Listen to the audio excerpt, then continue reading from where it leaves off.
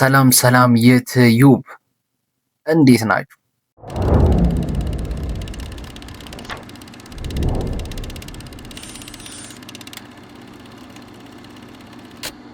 እንግዲህ እንደምናውቀው ዶክተሮች ሰዎችን ለመመርመር፣ ለማከም፣ ለማዳንና ነገሮችን ለማብራራት የተማሩና የሰለጠኑ ናቸው።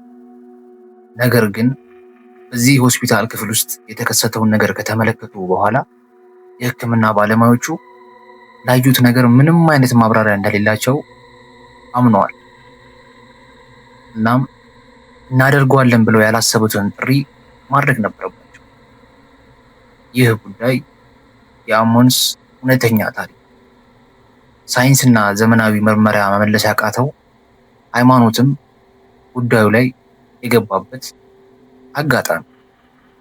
እንደ ኤሮፓውያን አቆጣጠር በ2011 ላቶያ ሞንስ ኢንዲያና ውስጥ ጌሪ በምትባል አነስተኛ አካባቢ ቤት ተከራይታ ከእናትና ከሶስት ልጆቿ ጋር ገባች። ከዚያም ግን ወዲያውኑ ማለት ይቻላል ያልተለመዱ ነገሮች መከሰት ጀመሩ።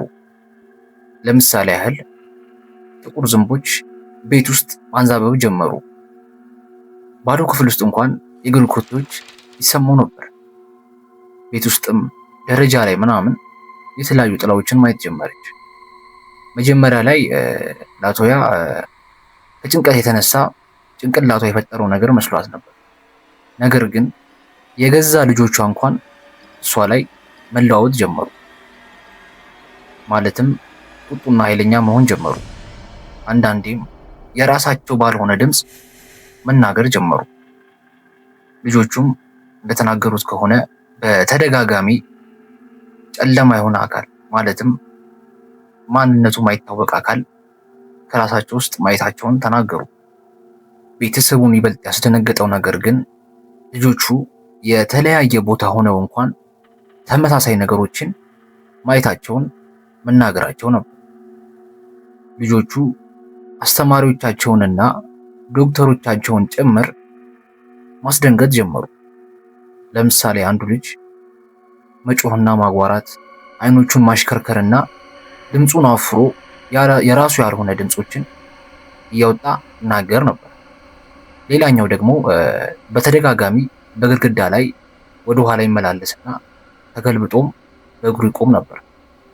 እነዚህ ቤተሰቡ ከመሬት ተነስቶ የፈጠራቸው ታሪኮች አልነበሩም። ይልቁንም ይሄ ነገር ሲፈጠር የመንግስት አካላትና ሌሎችም የዓይን እማኞች ነበሩ። ልጆቹም ወዲያው ከቤት ተወስደው ለምርመራና ለሕክምና ወደ ሆስፒታል ተወሰዱ። ያኔም ነበር ዶክተሮች ጉዳዩ ላይ የተሳተፉት። በጊዜው በሆስፒታል ውስጥ የነበሩ ዶክተሮች ልጆቹ ላይ ይሆናል ብለው የጠበቁት ትንሽ ትራውማና የባህሪ መዛባት ወይም የአእምሮ ችግር ቢሆንም በምርመራ ወቅት ግን ያልተጠበቀ ነገር ተከሰተ። የሕክምና ባለሙያዎቹ እንደተናገሩት ከሆነ በድንገት ልጆቹ ከአልጋው በላይ አየር ላይ መንሳፈፍና ድንገተኛ የባህሪ ለውጥ ማሳየት ጀመሩ። አንዳንዴም ከነሱ የወጣ የማይመስል ድምፅ ያወጡም ነበር። አንድ የስነ አእምሮ ሐኪም በጊዜው እንደተናገረው ከሆነ ይህ ሎጂክን ይቃወማል ነበር ያለው። አሁን ላይ ይህ አስፈሪ ክስተት ቆሟል።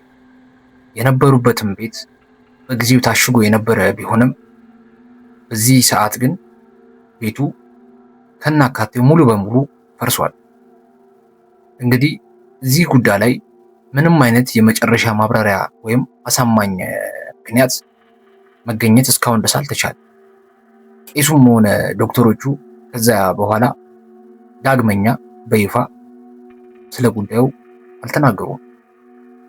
እንግዲህ የእናንተ ሀሳብ ምንድን ነው? ኮሜንት ላይ ያሳውቁ።